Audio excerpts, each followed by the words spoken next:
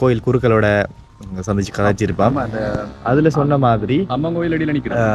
இங்கே யாழ்ப்பாணத்துக்கும் இங்கே இருக்கக்கூடிய அனுராதபுரத்தில் இருக்கிற ஆக்களுக்கும் நீண்ட காலமாக தொடர்பு இருக்குது. ஆனால் ஒரு சில காரணங்களால் உங்களுக்கு எப்படி இருக்கிறீங்க? இதாவது வரிசை பலகாரமோ கச்சேரியில் மற்றது கல்வி அமைச்சில் எல்லா அரசாங்க இதுலேயும் இருக்கிறாங்க.